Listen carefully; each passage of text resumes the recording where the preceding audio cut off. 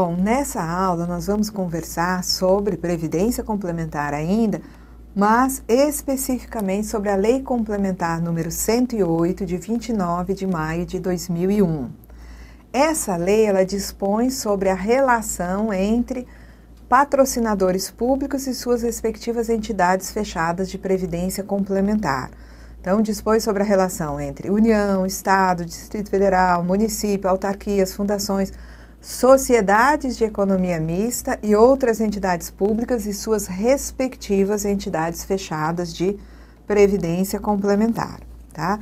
Então, a relação entre a União enquanto patrocinadora, Estado, Distrito Federal, municípios, autarquias em todas as esferas, fundações, sociedade de economia mista, empresas controladas direta ou indiretamente, enquanto patrocinadores de entidades fechadas de previdência complementar e suas respectivas entidades, né, a que se referem, né, os parágrafos 3º, 4º, 5º e 6º do artigo 202 da Constituição, será disciplinada pelo disposto nessa lei. Então, vamos entender aqui. Pensar na União e na FUNPRESP. A relação entre a União, enquanto patrocinadora, e a FUNPRESP, você sabe que tem, né, a Lei 12.618, tratando, né, dessa matéria. Você sabe também que tem a Lei Complementar 109, que tem normas gerais sobre, né, previdência complementar. Então, como é que eu entendo a aplicação? É a 108, é a 109, é a 12.618? Então, esqueça um pouquinho a 12.618, que nós vimos nas aulas anteriores. Vamos pensar no seguinte. Antes da Lei 12.618 vir, tá? Você já encontrava as leis complementares 108 e 109 regulamentando o artigo 202 da Constituição. A 108 e a 109, elas são leis, por assim dizer, gerais, são leis complementares que regulam a previdência complementar no país. A 109 regula a previdência complementar como um todo, não importa se é patrocinador público, se é patrocinador privado, se é entidade fechada, se é entidade aberta. Já a 108, ela vai tratar, é uma lei mais enxuta, que vai tratar das particularidades, daquelas situações que são, né, particularizadas, são diferentemente tratadas na lei quando o patrocinador é público. Então, se o patrocinador é público, eu aplico a norma geral até onde ela não ofende a norma específica que está na 108. Então, se eu tenho, por exemplo, patrocinador privado, ele vai poder, enquanto patrocinador, colocar na entidade de previdência que ele criou para os empregados o tanto que ele quiser de recursos. Ele pode até não exigir contribuições dos participantes, um patrocinador, né, privado de entidade fechada. Ele pode, por exemplo, no caso de um patrocinador privado, ele pode entrar com uma contribuição mensal que é do dobro da contribuição do participante. Isso é o patrocinador privado, tá? Ele define o aporte que ele quer fazer. Agora, se o patrocinador é público, ele tem que obedecer a 108, que por sua vez regulamenta esses dispositivos que vocês estão vendo aí da Constituição Federal. Então, se o patrocinador é público, você vai encontrar na Lei Complementar 108 que a contribuição do ente, tá, enquanto patrocinador, não pode superar a contribuição do participante, a regra da paridade. Então, no caso de patrocinadores públicos, eles não ficam soltos como os patrocinadores em geral ficam na Lei Complementar 109. Por quê? Porque eles têm que obedecer essa particularidade que está na Constituição e foi regulamentada na Lei Complementar 108, tá? Então, naquilo que a Lei Complementar 108 não particularizar, se aplica a 109, tá? Que é a lei que traz as regras gerais para a previdência complementar como um todo, tá? Mas aqui você tem agora que pensar na Lei 12.618. A Lei 12.618 é uma lei de iniciativa da União, não é? E que cria previdência complementar para os servidores públicos federais titulares de cargo efetivo. Essa lei, que é uma lei ordinária, ao criar previdência complementar, ela deve se pautar pela Lei Complementar 108, tá? que trata especificamente da relação do patrocinador público com a sua entidade fechada, e ela também, naquilo que a 108 não particularizar, ela deverá obedecer a 109. Por exemplo, regime disciplinar em caso de infrações cometidas no âmbito da FUNPRESP. Ele está lá na Lei Complementar 109. Então, a Lei 12.618 autoriza a criação da FUNPRESP e já avisa. Olha, quando a FUNPRESP for criada, a gente até sabe que elas já foram criadas, né? Quando a FUNPRESP for criada, ela tem que obedecer no que diz respeito ao regime disciplinar, o que está na Lei Complementar 109, né?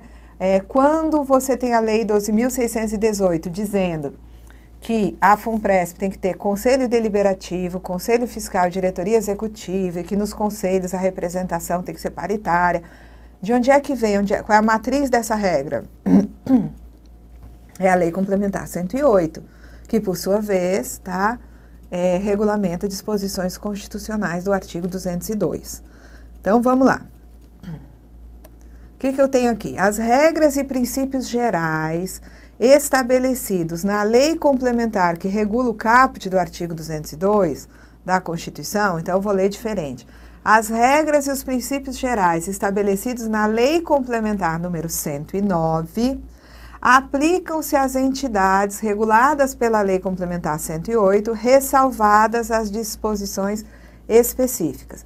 Então, se houver especificidade na 108, eu uso essa especificidade da 108. Se não houver nenhuma especificidade de tratamento, né, prevista na 108, eu vou utilizar as disposições da Lei Complementar 109. Ok? Vamos lá. O artigo 3º traz, olha o nome é bem característico, disposições especiais.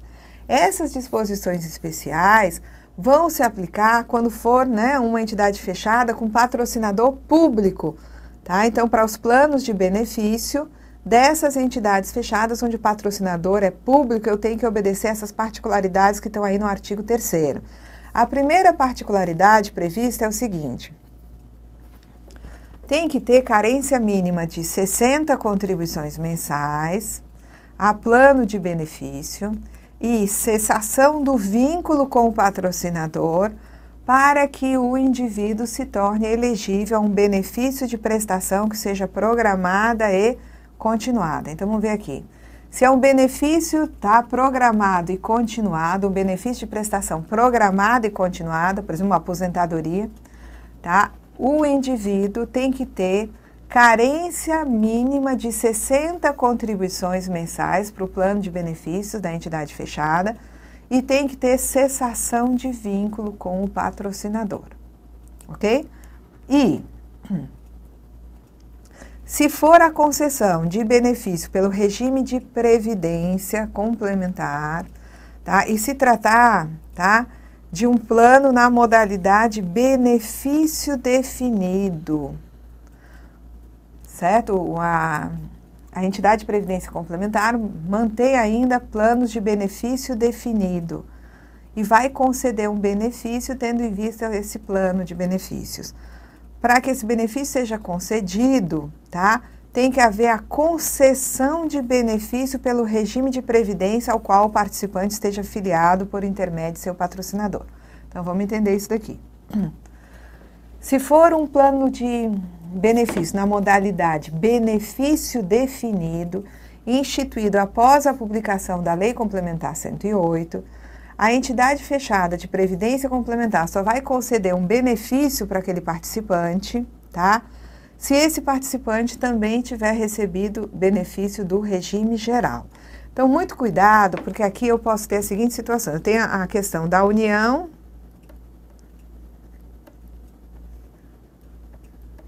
enquanto patrocinadora da FUNPRESP.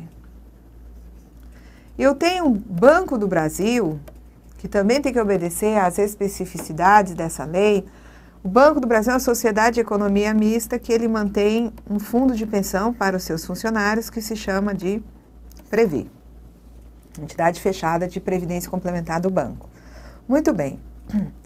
A União, como patrocinadora pública, né, no caso aí da FUNPRESP, eu não preciso me preocupar com essa hipótese. Por quê? Porque a FUNPRESP ela só pode oferecer benefícios tendo em vista a modalidade do plano ser CD, contribuição definida.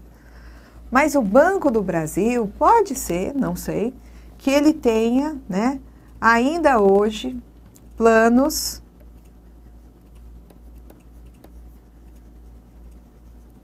CD e BD, contribuição definida e benefício definido. Caso algum desses planos de benefício definido tenha sido instituído após a Lei Complementar 108, eu tenho que aplicar essa disposição, que é o seguinte: se o indivíduo tem um plano BD junto, né, ao fundo de pensão do banco, plano esse instituído após a Lei Complementar 109, ele só recebe benefício da Previdência Complementar se ele tiver a concessão de benefício pelo regime geral. Aqui, esses servidores que têm previdência na FUNPRESP, como regime básico, eles têm o regime próprio. Aqui, o pessoal do Banco do Brasil, enquanto regime básico, tem o regime geral. Então, o servidor, para receber benefício da Previdência, um empregado do banco, empregado público, né? Para receber benefício da Previdência Complementar, ele tem que necessariamente ter a concessão de benefício pelo regime geral. Isso só vale para plano de benefício na modalidade benefício definido, instituído depois da publicação da Lei Complementar 108. Bom, os reajustes de benefícios em manutenção, né, pela entidade de previdência complementar, serão efetuados de acordo com critérios estabelecidos nos regulamentos dos planos de benefícios. Então, critérios estabelecidos nos regulamentos dos planos de benefício, sendo vedado o repasse de ganhos de produtividade, abono e vantagem de qualquer natureza para tais benefícios. Então, o benefício a ser pago pela Previdência Complementar, ele vai ser mantido e reajustado periodicamente, tá? De acordo com o previsto no plano de benefícios. Quaisquer vantagens que o servidor tem ao longo da sua vida, tá, não vão repercutir nesse plano de benefícios, porque é vedado o repasse de ganhos de produtividade, abonos e vantagens de qualquer natureza para os benefícios de previdência complementar. Nas sociedades de economia mista e nas empresas controladas, direta ou indiretamente, pela União, Estado, Distrito Federal ou município, a proposta de instituição de plano de benefícios ou adesão de plano de benefício em execução será submetida, tá, à Previc, que é o órgão fiscalizador, acompanhada de manifestação favorável do órgão responsável pela supervisão, coordenação e controle do patrocinador. Então, vamos lá. O Banco do Brasil tem controle do governo federal. Então, se o Banco do Brasil, ele quer instituir um plano de benefícios novo, ele vai ter que mandar esse plano para análise da Previc, para aprovação. E junto com esse plano de benefícios, com toda essa documentação, tem que ir uma manifestação favorável da União, que é quem controla o Banco do Brasil. Sem essa manifestação favorável, a Previc não vai examinar a documentação enviada pelo banco, porque conforme a Lei Complementar 108, quando for sociedade de economia mista, quando for empresa controlada, direta ou indiretamente, por União, Estado, Distrito Federal ou Estado, proposta de instituição de plano de benefício ou de adesão a plano de benefício em execução, vai para a Previc acompanhada de manifestação favorável do órgão controlador, o órgão responsável pela supervisão, coordenação e controle desse patrocinador. Então, o Banco do Brasil é patrocinador, né, junto à Previ, tá? Previ, às vezes eu confundo, viu, gente? Vocês me corrijam aí quando vocês estiverem escutando, porque Previc é a autarquia, que é o órgão fiscalizador das entidades fechadas, Previc. E a Previ é o fundo de pensão do banco. Então, o banco é patrocinador da Previ. Muito bem. O banco, enquanto patrocinador, algumas, né, como ele é sociedade, né, de economia mista, algumas operações vão sempre ter que passar pelo crivo do seu controlador, que é o governo federal, tá? Então, proposta de plano de benefício tem que ter a manifestação do controlador do patrocinador. Vamos lá. As alterações no plano de benefício que implique elevação da contribuição de patrocinadores vai ser objeto de prévia manifestação do órgão responsável pela supervisão, controle e coordenação do patrocinador. Então, se houver uma alteração no plano de benefício, onde o Banco do Brasil tem que pagar mais, ele, enquanto patrocinador, vai aumentar a sua contribuição, tá? Exige-se aí a manifestação do seu controlador, tá? Então, o patrocinador aumenta a contribuição, quem é o controlador do patrocinador tem que se manifestar quanto a esse aumento, a essa elevação de contribuição. Desculpa. É vedada à União, Estado, Distrito Federal e municípios, autarquias, fundações, empresas públicas, sociedades de economia e outras entidades públicas o aporte de recursos às entidades de previdência privada de caráter complementar, salvo na condição de patrocinador. Então, os entes, as empresas públicas, a sociedade de economia mista, somente podem trazer recursos para uma entidade fechada na condição de patrocinadores, tá? E o custeio dos planos de benefício, quando se trata de plano de benefício mantido por entidade fechada com patrocinador público, é de responsabilidade do patrocinador, dos participantes, inclusive assistidos. É por isso que lá na Lei 12.618, houve lá um momento em que se tratava da manutenção da entidade, que tinha que ser feita integralmente com os recursos, e que esses recursos provêm de contribuições do patrocinador, dos participantes e dos assistidos. Lembrar que assistido é o participante em gozo de benefício e ele também vai contribuir quando for entidade com patrocinador público. A contribuição normal do patrocinador para planos de benefício, em hipótese alguma, excederá a do participante, tá? E, né, observando que está lá na emenda 20, artigo 5º, e também regras específicas emanadas do órgão regulador e fiscalizador. Na emenda 20, esse dispositivo que é referenciado, deu um prazo para que as entidades fechadas que tivessem patrocinador público fizessem um ajuste para respeitar essa lógica aí da paridade. O limite máximo da contribuição do patrocinador é o valor da contribuição do participante, não pode passar do valor dessa contribuição. Vamos lá. Então, além das contribuições normais, os planos poderão prever o aporte de recursos pelos participantes a título de contribuição facultativa, sem contrapartida do patrocinador. E nós vimos isso na Lei 12.618, tá? Vamos lá. É vedado ao patrocinador assumir encargos adicionais para o financiamento dos planos de benefícios, além daqueles que estão, né, já previstos nos planos de custeio. Despesa administrativa da entidade fechada é custeada pelo patrocinador, pelos participantes e pelos assistidos, atendendo a limites e critérios que são estabelecidos pela Previc. É facultada aos patrocinadores a cessão de pessoal para atuar junto às entidades fechadas, que eles patrocinam, desde que sejam ressarcidos os custos correspondentes a esses, né, servidores, a esses empregados que foram cedidos.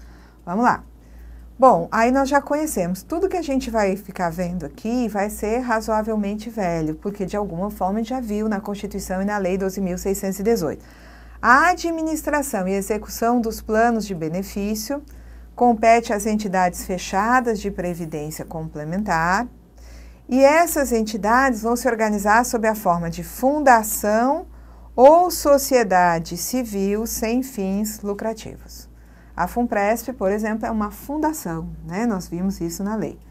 A estrutura organizacional das entidades de previdência complementar é constituída de Conselho Deliberativo, Conselho Fiscal e Diretoria Executiva. Nós também já vimos isso.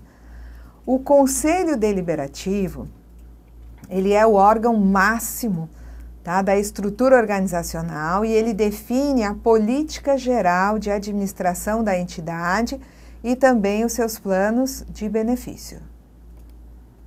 A composição do Conselho Deliberativo é de, no máximo, 6 membros. Nós vimos que na FUNPRESP eles utilizaram esse máximo. A FUNPRESP, no seu Conselho Deliberativo, tem 6 membros. Vai ser paritária, ou seja, o mesmo número de representantes, de participantes e assistidos e do patrocinador. E cabe aos patrocinadores, aos representantes dos patrocinadores, indicar o conselheiro presidente, que vai ter, além do seu voto, o voto de qualidade. Então, vamos lá. O Conselho Deliberativo é o órgão máximo da estrutura organizacional. Ele é responsável pela definição da política geral de administração da entidade e dos seus planos de benefício, tem no máximo 6 membros, a composição é paritária, entre representantes e participantes assistidos e dos patrocinadores. Cabe aos representantes dos patrocinadores a indicação do conselheiro presidente e o conselheiro presidente terá, além do seu, voto de qualidade. Tá? Aqui ficou cortado, a gente vai encontrar em seguida, tá? É isso aqui que estava ali cortado. A escolha dos representantes dos participantes e assistidos dar-se-á por meio de eleição direta entre os seus pares. E o parágrafo 2º, ele traz uma ressalva. Olha, caso o estatuto da entidade fechada, respeitado o número máximo, que é de 6, e a participação paritária entre representantes de participantes assistidos e dos patrocinadores, tá, preveja outra composição que tenha sido aprovada, ela poderá ser aplicada, tá? O mandato dos membros do Conselho Deliberativo será de 4 anos, com garantia de estabilidade permitida uma recondução. Nós vamos ver que no Conselho Fiscal não é permitida a recondução. No Conselho Deliberativo, o conselheiro pode ser reconduzido uma única vez. O membro do Conselho Deliberativo, ele pode perder o mandato, mas ele somente perde o mandato em virtude de renúncia, condenação judicial transitada em julgado ou processo administrativo disciplinar, tá? E a instauração de processo administrativo disciplinar para a apuração de irregularidades, tá? No âmbito da atuação dele no Conselho Deliberativo, poderá determinar o afastamento do Conselho. Poderá. Então, o Conselho Deliberativo tem, né, conselheiros que são representantes de participantes e assistidos e de patrocinadores, né, com representantes de patrocinadores. O mandato desses conselheiros é de 4 anos. Eles são estáveis, é permitida uma única recondução e a perda de mandato se dará somente em virtude de renúncia, condenação judicial transitada e julgado ou então processo administrativo disciplinar, tá? E aí, né, pode esse processo administrativo disciplinar determinar o afastamento do conselheiro até a sua conclusão. O afastamento, caso ele aconteça, não implica prorrogação ou permanência no cargo além da data inicialmente prevista. Então, vamos dizer que o cara está num mandato aqui de 4 anos. Quando ele está no 2º ano, ele sofre um processo administrativo disciplinar e ele é obrigado a se afastar. Tá? Não é que ele seja obrigado pela lei. A questão é que pode ser determinado o afastamento.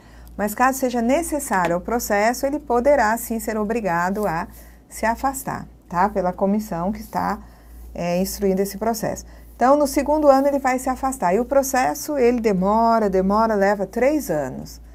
Quando o processo termina, já acabou o mandato dele. Significa que ele vai ter esse mandato prorrogado? Não vai, tá? O afastamento não implica prorrogação ou permanência no cargo além da data inicialmente prevista para o término do mandato. Bom, o Estatuto da entidade tem que regulamentar esses procedimentos. E quais são, então, as atribuições, as competências do Conselho Deliberativo? Conselho Deliberativo, tá, ele tem que definir as seguintes matérias. Política geral da administração da entidade e dos seus planos de benefício, nós já vimos. Alteração do estatuto e dos regulamentos dos planos de benefício, bem como implantação e extinção dos planos de benefício, e também ele vai, né, definir a retirada de patrocinador. E olha que a Previc vai estar de olho em cima disso tudo, porque vai se submeter. Uma alteração do estatuto, vai para a Previc. Alterou o plano de benefício, vai para a Previc, tá? Implantar um novo plano de benefício, o plano tem que ser autorizado pela Previc. Também o Conselho Deliberativo, tá? Ele define a gestão de investimentos e o plano de aplicação dos recursos. O Conselho, ele autoriza investimentos que envolvam valores iguais ou superiores a 5% dos recursos garantidores. Dentro da diretoria executiva vai ter um diretor que vai ser indicado como responsável, né, pela parte de investimentos. Então, ele tem uma certa liberdade, mas quando os investimentos, né, envolvam valores iguais ou superiores a 5% dos recursos garantidores, o Conselho Deliberativo precisa autorizar esse investimento. O Conselho Deliberativo também ele tem a competência de contratar auditor independente, atuário e avaliador de gestão. Tem a competência de nomear e exonerar os membros da diretoria executiva e examinar em grau de recurso as decisões da diretoria executiva. A definição de matérias previstas no inciso 2 deve ser aprovada pelo patrocinador. Quais são essas matérias? Que são de competência do Conselho Deliberativo, mas vão ter que passar pelo exame do patrocinador. A alteração de estatuto e regulamento dos planos de benefício, implantação e extinção de planos e a retirada do patrocinador passam, obviamente, pelo crivo do patrocinador. Bom, Conselho Fiscal. Tá? O Conselho Fiscal é o órgão de controle interno da entidade. Tá? Ele tem um máximo de 4 membros, a sua composição é paritária entre representantes de participantes e assistidos e dos patrocinadores. Cabe ao Conselho, dentro do Conselho Fiscal, cabe aos representantes dos participantes e assistidos indicar o conselheiro presidente, e o conselheiro presidente terá ainda, né, além do seu voto, o voto de Minerva, o voto de qualidade. O mandato de 4 anos também para eles, mas é vedada a recondução. No Conselho Deliberativo é permitida, aqui é vedada. Então, a composição do Conselho Fiscal, integrado por no máximo 4 membros, será paritária entre representantes de patrocinadores, de participantes e assistidos, cabendo aos representantes de participantes e assistidos indicar o conselheiro presidente que tem o voto de qualidade além do seu. Se o estatuto da entidade, respeitando o número máximo de conselheiros, de 4, e também a paridade entre representantes, participantes, assistidos e patrocinadores, preveja outra composição, tá, que tenha sido aprovada conforme previsto no seu estatuto, essa outra composição poderá ser aplicada. O mandato dos membros do Conselho Fiscal é de 4 anos, vedada a sua recondução. A renovação dos mandatos dos conselheiros tem que obedecer ao critério de proporcionalidade. E a cada 2 anos, tá, se tem uma renovação nos conselhos. Então, cada 2 anos, por exemplo, se são 4 no Conselho Fiscal, que é o máximo, né? Aqueles 4, eles estão com mandatos desencontrados. Então, 2 vão terminar o mandato, ficam 2 e entram 2 novos, tá? Basicamente é isso. Na primeira investidura dos conselhos, que já aconteceu, os membros tiveram mandatos com prazos diferenciados. E o Conselho Deliberativo, ele tem que renovar 3 dos seus membros a cada 2 anos e o Conselho Fiscal 2 membros com a mesma periodicidade. Então, a cada 2 anos, os conselhos têm renovação de conselheiros. Sai uma parte, é renovada, tá? Os que ficaram, daqui a pouco vão sair, vão entrar mais 2 e assim vai sempre de forma alternada, tá? Vamos lá. Então, aplicam-se aos membros do Conselho Deliberativo e Fiscal os mesmos requisitos previstos nos incisos 1 a 3 do artigo 20 para a diretoria executiva. Tá? Nós vamos ver isso na próxima aula. Até lá!